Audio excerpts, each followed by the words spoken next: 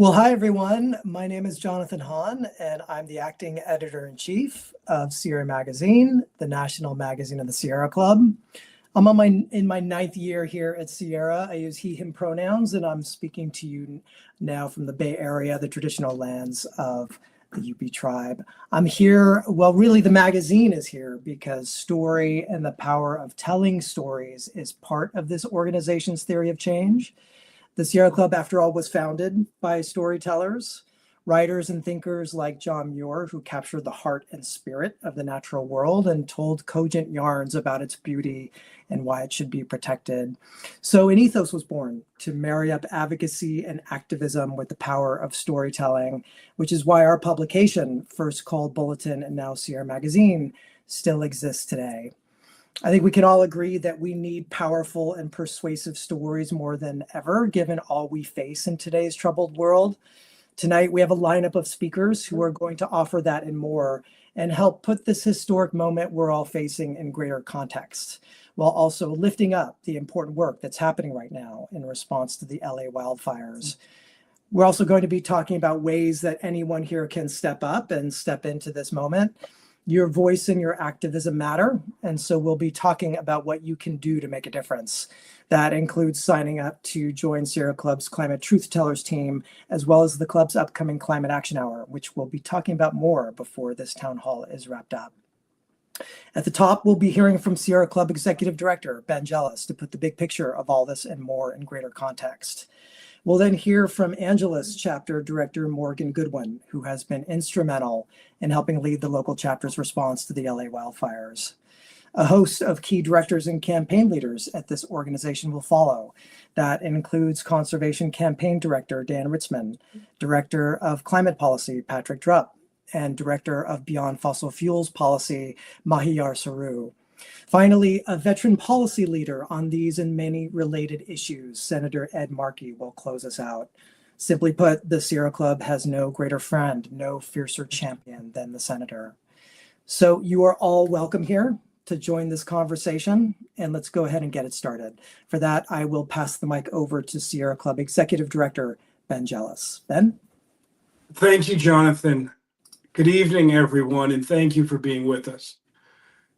To start by saying that our hearts go out to anyone on this call and everyone who was impacted by the devastating fires in Southern California, and to everyone who is still recovering from any of our climate-fueled extreme weather events, from Hurricane Helene to some of the most intense winter storms we've seen in recent weeks. I also want to just acknowledge all the folks who are helping friends cope through this moment. I just got back from Altadena and Pasadena. I was out there with our Angeles chapter, whose leader you'll hear from in a minute. Got to say, it brought me back to the days after the tornadoes in Tuscaloosa, the hurricane in Galveston, see people's homes just reduced to nothing. Let us all keep them in our prayers. Let's all do everything we can to help people in these moments, all the displaced families, and to also, at the same time, redouble our commitment to helping to end climate change. We have a lot to discuss tonight. We're not merely in a new political environment. We are not merely fighting to protect all the progress we made over the past few years. We are up against an administration that would rather watch our communities burn than step in the way of the fossil fuel industry's profits. But the Sierra Club is ready for this. We were prepared for every outcome this past election, and thank God we were, because our movement and the people, places, and planet we love need our leadership now more than ever. We are fighting back against the flood of blatant disinformation from that Twitter troll in chief, the so-called co-president Elon Musk, the actual president Donald Trump, and their media echo chamber. We are working to make sure the American people know this flood of lies is in large part about distracting us from the facts, dividing us against each other, and honestly, that this administration has no real plan to help working families. We are telling the stories, doing the research, organizing in every state, and making the case that this administration's efforts to slow the clean energy transition will steal good jobs from the working class. Working against this transition will make our air and water less safe. More people will get sick. More people will die. And it will raise the price on working families from everything from energy bills to consumer goods to food to healthcare costs. And our policy team and lawyers are looking at every anti-environment executive order, every illegal attempt to freeze clean energy funding that was already approved during the last administration, and every attack on our lands and waters. Our environmental law program is submitting FOIA requests and working to determine how we can best help those immediately impacted by the administration's attack on funding for climate. And frankly, this administration's attack on federal workers that we need to ensure that our government properly operates in the interests of the people and the interests of the wild places and wild animals that we all love. You are a crucial part of all these efforts, and we hope that you will engage as much as you are able, whether that is helping dispel fossil fuel industry propaganda and disinformation, or turning out to protests and marches. Perhaps most important of all, please get involved with your local Sierra Club chapter or group. Always remember that acting locally can drive national and even global change. This evening, you will hear from leaders at the Sierra Club about all this work. The latest from our conservation campaigns and more details about how we are fighting back in Washington and in the States and how each of us can help. And we are thrilled to have as our special guest tonight, as you've heard, one of our greatest champions in Capitol Hill, Senator Ed Markey. First, it is my pleasure, though, to introduce my friend and the director of our Angeles chapter in Los Angeles, Morgan Goodwin.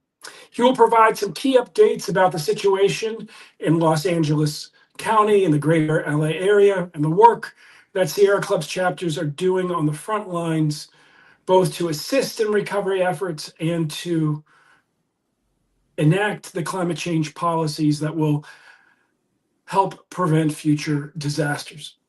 Again, just about 2 weeks ago, I joined Morgan in California. I'm going to tell you, standing there, home after home after home, reduced to the black sand that is ash, everything in them, nothing standing but the chimney. Sitting in congregation with members, 58 families of whom had lost their homes just in that one church. Really, frankly, reminded me about why we all must act with greater courage, greater commitment, greater focus, support each other in fighting back against this fossil fuel industry that is driving the worst policies and polluting our environment in ways that are driving our planet to be inhospitable for humanity. Morgan, thank you for your leadership on the front lines, and please take it from here, brother. Thank you, Ben, and thanks for coming out to see. Y'all hear me okay? Good, okay. So my name is Morgan Goodwin. I use he, him pronouns. I'm the Angeles chapter director, speaking to you from Los Angeles, the home of the Tongva, Chumash, Tataviam peoples. And we're actually getting a little bit of rain right now, which is its own problem that I'll talk about in a second. But I'm going to update you on some of what we've been experiencing. you want me to put the slides up here, or I can do it if you like. Oh, there we go. Yeah, let's go back to the beginning. There we go. All right, so welcome everyone. Yeah, next slide. So just to start with, yeah, we had a firestorm. We had an unprecedentedly strong climate event fueled by extremely strong winds and almost 9 months of basically zero rain. That little blue dot in the middle is where I live. And this was 3 days after the fire started. We were fine. I had a lot of friends checking in on me, and it was harrowing. We did pack up our car one night just in case. So we've been through a lot, and it is still ongoing. And next slide. Just some of the big impacts, right? More than 12,000 homes burned to the ground. Huge number of people forced to evacuate. Unfortunately, dozens of lives lost. And this is an incredibly costly disaster. That's the big picture. Next slide. But as Ben said, the numbers are just a one way of experiencing this. And as you can see, as you look at this photo, this is somebody's home. This is somebody who probably had between, I don't know, half hour, an hour, maybe 2 hours to pack up their stuff, not knowing if they would be able to return. My friend Jenny Binstock, who works for the club, is currently hosting 2 friends who had to evacuate on a couple hours notice, and they are still living in their home. And so when we talk about climate refugees, when we talk about these impacts, these are real. Next slide. The Sierra Club is rich and deep in this region, and we have experienced a lot of loss. 12 of our leaders' homes are gone. There's a photo of one of those in the Palisades. Many more were evacuated. We had staff working from the road, but they continued working because we wanted to tell the story and we wanted to get the word out. There were dozens of miles of hiking trail that we have built and that we maintain that were bulldozed and burned, and we're working with those park agencies to get back there. We have a lot of people who want to volunteer and help build those trails back, and that's great, and we welcome all the help. One of our big programs has lost its venue. Another one of our programs lost their venue and all of their supplies, and then the advanced mountaineering program lost all of their gear. All that being said, we feel lucky. We've checked in with all of our leaders, and we've circulated the GoFundMe campaigns that people have out. One of the needs that some of our leaders lifted up is that they lost all of their Sierra Club logo gear that they'd accumulated over the years. We're working on making sure that they have Sierra Club, their backpack and t-shirts and hats back. Next slide. This is where the Eden fire started. This used to be a lush green area. There's a nature center here that burned to the ground. And so it's not just the homes, right? But it's the beloved places that we hike in, that we take people out in. Next slide. We are tracking a great number of issues. We're engaging on some of these. We're working with partners on others. I'll just touch on a couple because I know this is a big list. Air quality. There's a lot of concern about the toxic chemicals that come from burning plastics and PFAS and both old lead paint in homes, but also new car batteries. And there's a lot of concern that the public is not fully notified. The rain is its own challenge because it's going to wash all of that toxic ash down to the ocean. So we're working hard to process that, but processing that has its own issues. And then rebuilding the city the area of Altadena is a historically Black neighborhood, homes passed down from one generation to the next. There's a lot of pressure on those families to sell their plots of land, which would, eviscerate that community. And at the same time, there's this larger question of rebuilding in the same way. How do we address the ongoing housing crisis?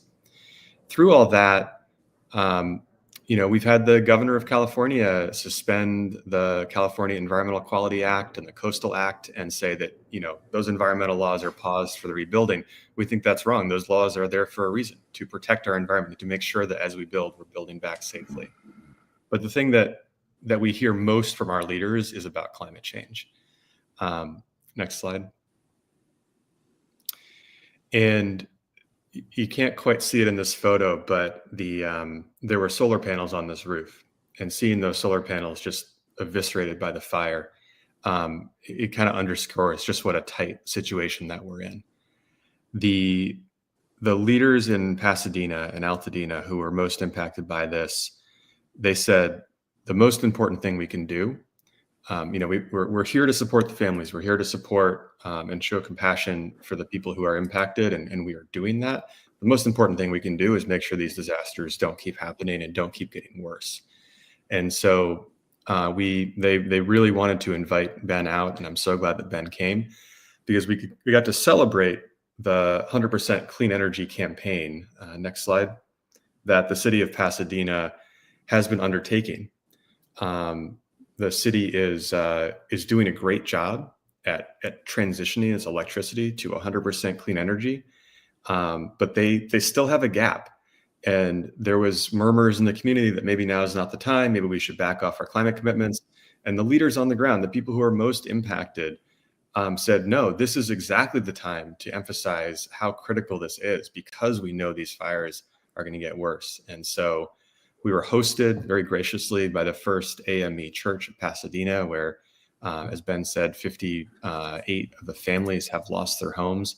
And the pastor was up there introducing us and emphasizing how important the clean energy revolution is, and how important building back in a way that is clean and just and sustainable is.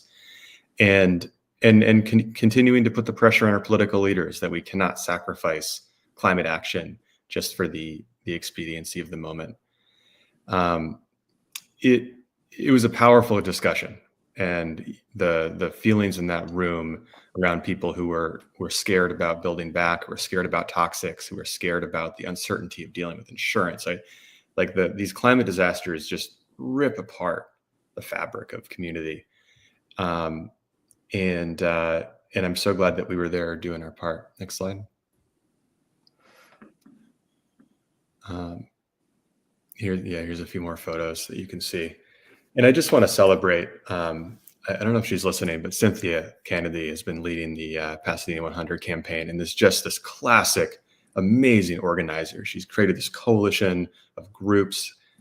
She's put pressure on the city council for years. She's made this inclusive effort.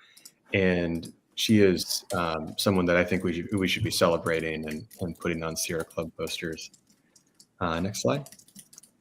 So I'll leave you with this. This is a photo from a friend.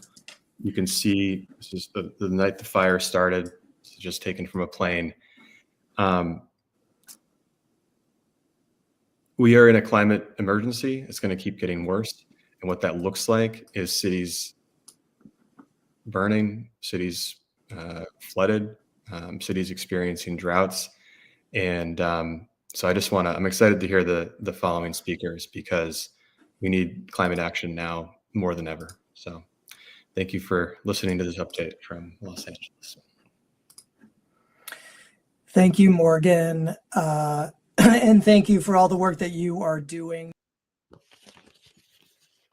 Awareness of these key issues. I mean, in addition to these powerful photos, I also heard and inclusive, which really spoke to the importance of partnership and everyone coming together around these key issues, so that we can support each other and lift each other up in this work that we're all doing and in response to such a harrowing experience as these wildfires. So really appreciate you and all that everyone is doing at the Angeles chapter there to respond. With that, we are now going to hear from Conservation Campaign Director Dan Ritzman. Dan, come on in. Great. Thanks, Jonathan, for that. And yeah, my name is Dan Ritzman. I use he, him pronouns. And as Jonathan said, I direct the conservation campaign for the Sierra Club. I've been here for about 18 years. I live in the land of enchantment outside of Albuquerque, New Mexico, on Tiwa people's lands. And I'm happy to be talking with you all this afternoon or evening. And thanks, Morgan, for sharing those pictures and stories. These fires are, they're really heartbreaking and have been devastating for the people of Los Angeles. We're holding those affected by the disasters close in our hearts. I grew up in that area, and I think about you all the time with these fires. Fossil fuel-driven climate change is heightening extreme weather, making the wildfires increasingly common and increasingly destructive. It is essential that federal and state authorities continue to provide these communities with all of the resources and support that they need to recover and heal. Some people, including Donald Trump and co-president Elon Musk, are responding to the fires with the same big polluter talking points we've seen in the past as they seek to evade responsibility for fossil fuel-driven climate change. It's crucial to separate the truth from the misinformation. So let's be clear. The LA fires were fast fires propelled by strong winds that started in dry grasslands and shrublands, not in forests. Strong winds, extensive drought, as Morgan was saying, and high temperatures accelerated by climate change drove these fires, not categorical exclusions in national forests or eucalyptus trees in the Bay Area, like we're hearing Musk talk about. Elon even went on Twitter calling for the Sierra Club to be defunded. It's ironic, as a former Sierra Club donor himself. We're not taking this lying down. When Elon or others in the administration make these claims, we're responding on social media, in the press, and through our action takers. We're challenging their misinformation with what we know is true and what we know works. The Sierra Club has always supported fighting fires where people live. More so, the Sierra Club has long supported science-based responsible forest management. We echo the experts who support prescribed burns, responsible forest management, and we support home and community hardening to make neighborhoods and cities more resilient in the face of fire. Those are the proven and effective ways to protect lives and property. We need our leaders to make sure that Los Angeles can rebuild and recover, that our forests are managed safely and sustainably and based on the best available science, and that this kind of devastating wildfire no longer threatens our communities. Unfortunately, Elon Musk is not the only one spreading misinformation and trying to use the fires to their advantage. Congressional Republicans are using this tragedy to push legislation to the floor that would be a giveaway to the timber and wood pellet industry while potentially making wildfires worse. This so-called Fix Our Forests Act is not a bill to protect communities from wildfire. This bill is about rolling back the ESA and NEPA, our public engagement laws, on millions of acres of lands in service of short-term interest of the extractive industry. The timing of this vote is so opportunistic and only distracts from the real solutions needed to protect communities, which include strategically located development, home hardening, and defensible space, and a fully funded and staffed firefighting workforce, as well as taking strong climate action. This bill has already passed the GOP-controlled House, and we're working right now to rally Democrats to oppose it when it's introduced in the Senate, which we think could happen any day now. So what we're asking folks to do is to reach out to your senators and ask them to oppose the Fix Our Forests Act. We're also seeing actions from the administration that put our lands at great risk. Right out of the gate, we saw President Trump quickly launch with a series of attacks on our public lands and waters through his executive orders, which push to open our lands to the benefit of billionaires in the oil and gas industry. He appointed an oil booster, Doug Burgum, as Secretary of the Interior, and the Secretary of the Interior has issued secretarial orders tasking his staff to initiate plans to turn our public lands over to the industry.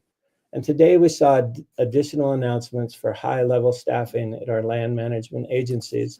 And this included Kathleen Skama, who is a shill right now for the oil industry, as head of the BLM, overseeing nearly 250 million acres of our lands. Next week, we should begin to see the outcome of these secretarial orders, and we're preparing our response.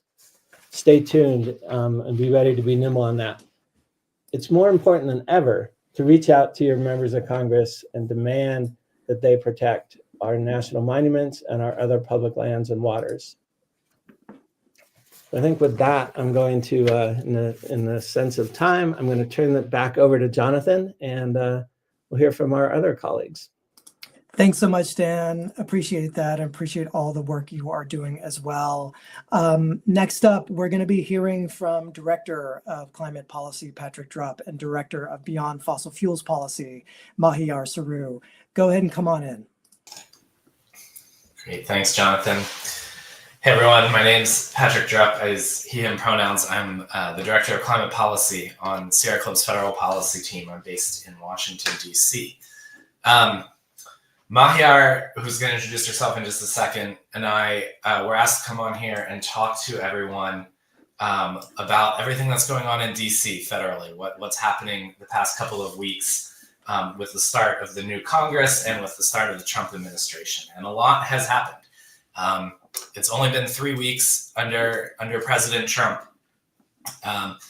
As Ben mentioned earlier, we were prepared for the things that are going to happen, but that doesn't mean that we're, not still putting up defense around all of these actions that have been taken in the first 3 weeks. It's really been a flurry of harmful actions. I'm going to talk about some of the administrative stuff, and Mahiar is going to talk about a little bit of what's going on in Congress.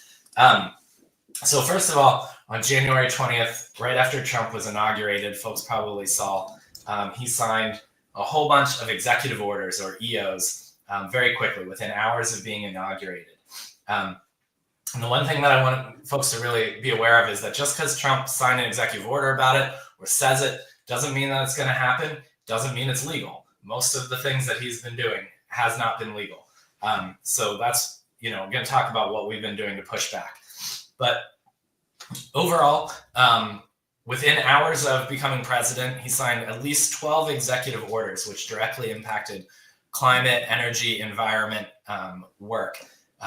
He rescinded dozens of executive orders from previous presidents that had prioritized climate and environmental justice across the administration. He also signed many executive orders outside of the climate and the environmental space that were nonetheless incredibly harmful to many of our partners, our allies, our community members, and our democracy at large.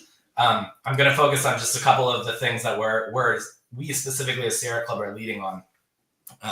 First of all, he pulled out of the Paris Agreement, which is the international climate agreement to keep our climate below 1.5 degrees Celsius.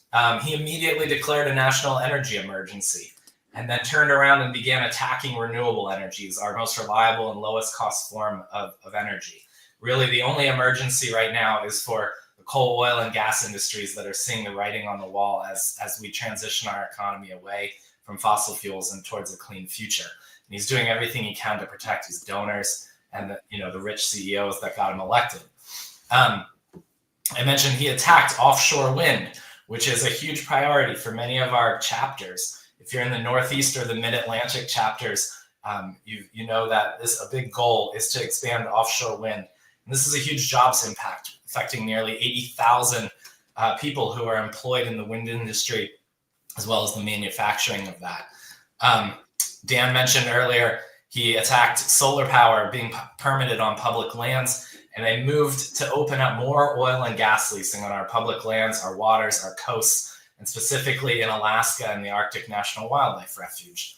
And then there was also an attack across the board on so-called DEI programs and environmental justice programs that include dissolving the White House Environmental Justice Council, EPA's Environmental Justice Council, and really stopping this whole of government approach to implementing our clean energy policies in an environmental justice framework. And then one of the things that has gotten the most attention was that he froze all funding for many of the programs that we care about, from the Inflation Reduction Act and the infrastructure bill, which included huge amounts of investments in clean energy, clean manufacturing, grants to communities, local governments, tribes, and so on. Really, all of these actions are to prop up the fossil fuel industry, and they're going to lead to dirtier air, dirtier water, communities that are less safe and are less healthy. And obviously they're going to impact our climate. There've been broad attacks on civil servants and federal agencies. Folks have probably seen Elon Musk and his team going through USAID, going through the Consumer Financial Protection Bureau, shuttering EJ offices and environmental divisions at the Department of Justice, trying to lay off and reduce the size of our federal workforce, and really villainizing anybody who works on the issues that we care about and are so important to our communities. They've also frozen money. They've put a freeze on all new regulations, and they're really sowing chaos across the clean energy community. Things Sierra Club has been doing, we've driven over 5,000 calls just from an action alert that went out the other day. Many of you probably received it. We're uplifting individual stories, making videos, talking to real people who are seeing how they're being impacted by the stuff that Donald Trump is doing. Our lawyers are working to figure out how to intervene in cases, how to help grantees and partners who are being attacked, and how to be there every step of the way as they attempt to roll back the progress that we've made. So with that, I'm going to turn to Mahir, who's going to give a little brief update on what's been going on in Congress as well. Thank you, Patrick. Hi, everyone. My name is Mahir Saru. I'm the Director of Beyond Fossil Fuels Policy here at the Sierra Club, and calling in from Washington, D.C. So as Patrick laid out, right, there's a lot going on across not only tracking all of the executive orders and actions from the new administration these last few weeks. There's also a lot going on in Congress, and Sierra Club and all of our different capacities across the organization have really been tracking all of this incredibly important work and finding ways to align with our champions in Congress to stand up and fight back against any attempt to move forward and advance Trump's agenda of handouts to billionaires and corporations and the fossil fuel industry at the expense of our communities. So as Dan laid out, right, we've been tracking the Trump nominations that have to move through a Senate confirmation process. We saw Doug Burgum, who was confirmed as the Department of Interior Secretary, Lee Zeldin confirmed as the EPA Administrator, Chris Wright, who is the former CEO of Liberty Energy, which is a fracking company, confirmed as Department of Energy Secretary, and OMB Director Russell Vogt, who is the architect of Project 2025, confirmed in the last few weeks. I want to name that the Democrats have been really standing up to fight back against all of these nominees. In particular, with Russell Vogt, all Democrats opposed that nomination, actually held the Senate floor all night to run out the clock before that final vote happened. So while we are continuing to track all of these nominations that have to move through the Senate confirmation process, we're also barreling towards, unfortunately, a funding deadline to keep the government funded.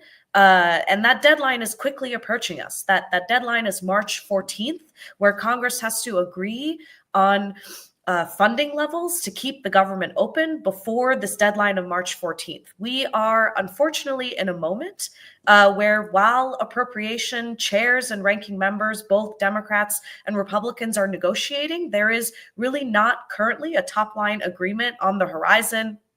And as Patrick laid out, right, all of the issues we're running into with the current spending freezes, impoundments we're seeing with this current administration, it is a moment where Democrats actually have leverage on the Hill and have no reason to negotiate with Republicans who want to further cut spending and continue to advocate for poison pill policy riders that we know are going to harm our communities. So as folks might know, right, to pass the government funding bill, they do need Democratic votes. They need Democratic votes, most likely both in the House and the Senate, knowing there are many sort of far-right conservatives on the House side who are unwilling to vote for any spending bill. So Democrats really have leverage and are going to continue to be fighting for our priorities as we're looming this government shutdown next month. And then, of course, we have the upcoming budget reconciliation process. So with the government funding bill that needs Democratic votes, the budget reconciliation process, as a reminder, is a process where congressional Republicans plan to enact their agenda, Trump's agenda, without Democratic support. We're seeing action on sort of the first part of that budget reconciliation process this week. We saw Senate Republicans unveil a budget blueprint, House Republicans unveil a budget blueprint, which really is to try to advance much of Trump's agenda, which will include attempts to roll back those critical climate and clean energy investments from the Inflation Reduction Act. So the plan on the Senate side was marked up in the Budget Committee today. Committees have until March 7th to finalize their proposals.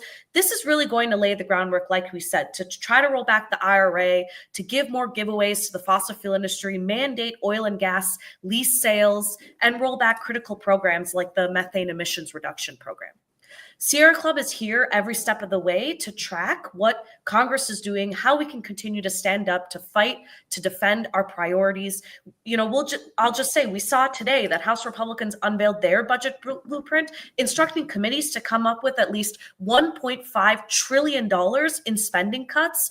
We know to pay for the massive tax cuts and giveaways that they want to give to billionaires and corporations, including the oil and gas industry. Republicans will have to unite behind one budget blueprint, and the only way they'll be able to do that is to be able to advance our priorities. So Sierra Club is here every step of the way. We have an opportunity to push back and defend the IRA and all of these critical investments. And on that, I know my time is ending, and Sierra Club is doing everything we can, making calls to Congress. We hosted our first climate action hour. We have an opportunity, particularly with driving a wedge within the Republican caucus, to unite around these critical IRA investments, and we're here and tracking those very closely. So I will stop there, pass it back to my colleague Patrick, who I know is going to introduce our special guest. Great, thanks, Mahiar. As Jonathan said at the start here, you know, the Sierra Club doesn't really have a greater friend and ally than Senator Ed Markey. You know, we've worked closely with his office, so responsive, always trying to help out and do whatever they can, whether it's fighting tirelessly to defend and protect the Arctic refuge, proposing and pushing for critical legislation to address the climate crisis. Folks should remember, Senator Markey's one of the first people who jump-started the fight for climate legislation more than a decade ago, and played a huge role in shaping the climate and clean energy portions of the Inflation Reduction Act, the signature, you know, bill of the previous administration. Senator Markey is the definition of a climate champion. And we thank you so much for joining us here tonight, Senator. We'll pass it over to you. Oh my goodness. Thank you so much for that introduction, and thank you for all you're doing, you know, to get up and organize. So I thank the Sierra Club for having me join all of you this evening. Nothing, not even Donald Trump and Elon Musk, fossil fueled henchmen, can stop the renewable energy of all the people on this call tonight. And the power of this movement is just undeniable. And unlike our recently inaugurated president, our record of victory is unimpeachable. So we know we face an uphill battle with the climate denier in chief. He doesn't have a cabinet, he has a cartel. And they're not fighting us because they think they're winning. They're fighting us because they're losing. The fossil fuel industry is scared of us. With every new day, we are seeing Donald Trump and his deep-pocketed puppeteer, unelected billionaire Elon Musk attempt to dismantle the government services that keep our communities thriving, healthy, and safe from polluters. The ongoing illegal, unconstitutional freeze of federal funding meant to go to our communities is an attack on working families, small businesses, and the sanctity of our democracy. And if President Musk is able to continue his attacks on federal workers, who is going to test water quality? Who is going to keep our air clean? Who is going to hold polluters accountable? So all across the country, our clean air, clean water, and clean land champions are up against Trump and Musk's MAGA gang and their destruction for dollars, chaos for cash, cronies. And it's easy to cut what you don't care about. And Elon Musk doesn't care about the American people. Donald Trump doesn't care about the American people. They care about their billionaire agenda that is exploitative, anti-worker, and fuels injustice. They don't want to make America great again. They want to make America hate again. And they keep invoking DEI, but we know that DEI to Donald Trump just means defending Elon's interests. It's just such an incredible power and money grab. Trump and Musk are ready to loot our Medicare, our Medicaid, our programs for clean air and water, our Department of Education, all to throw hundreds of billions of dollars to millionaires and billionaires. And by the way, they've also announced that they want to increase the defense budget by another $150 billion, more nuclear bombs. We don't need any more nuclear bombs. We need wind and solar. We need battery storage technology. We need environmental justice. And honestly, what's a $150 billion budget for nuclear weapons added on to what they already have going to do to protect against Hurricane Milton and Helene and the Los Angeles fires? Just those three events in the last 5 months, our country reeling from $500 billion in climate fuel damages. More nuclear weapons isn't going to protect against that. It's going to be solar. It's going to be wind. It's going to be the renewable revolution. And so those crises, they dwarf the price of our preventative care in the Inflation Reduction Act. We are in a global crisis. We're not just seeing smoke on the horizon. The twin crises that threaten our democracy and our planet are 5 alarm fires. And that's why we will fight for our Green New Deal values, no matter what Donald Trump says. Because when we fight to save our planet, we fight for union jobs. We fight for the health of our kids. We fight to save Americans' homes and wallets from climate-fueled chaos. So we're facing unprecedented attacks, and they're going to need to be met with unprecedented responses. And we just can't sit back while the autocrat in chief and all of his unqualified, unwanted henchmen roam around all of our federal agencies. That is not how democracy works. In Congress, I am going to oppose every single Trump nominee for every single position, no exceptions, because they're all threats to our democracy by working as the implementers of Trump and Musk fuel to defund the federal government. And I'm urging all of my colleagues to do the same, because so far, from the halls of Congress to the main streets of America, from courtrooms to factory floors, we know we're going to have to fight for the future. No business as usual, no votes for nominees, no illegal funding freeze, and no workers left behind. The fight before us will not be easy, but we have to be brave and loud, and we are going to win because we're going to get up and we're going to fight this every single day. And in the courts, we're already winning. On birthright citizenship, he's blocked. On cutting out all of the USAID employees, he's been blocked. On ensuring that we have a protection for all of the NIH funding, he's been blocked. So in the courts, we're winning. He's now trying to browbeat the courts, which he is going to try to do. But in the Constitution, the president and the Congress are checked by an independent judiciary. So this is where we're going to have to be. And then on the Senate floor, we're going to be fighting as hard as we can on this reconciliation bill to repeal all of the good things which we've accomplished in the past. And they're going to have a hard time, a very hard time, figuring out how not to lose at least 3 people in the House of Representatives on the crazy stuff which they are proposing. So we have a real responsibility. And that's where the Sierra Club is now and has always been, at the forefront, at the tip of the spear, leading the fight. And I just can't tell you how honored I am to be with you tonight and every day. And I just am looking forward to this battle because I know I'm in it with the Sierra Club. So thank you all so much for everything that you are going to do. Thank you so much, Senator Markey. Thank you for joining us and for those spirited and inspired words. I also want to thank all the speakers today for taking the time to join this conversation and everyone that tuned in to be a part of it as well. You heard a lot about how we could all engage and step forward. There are a lot of ways to do that.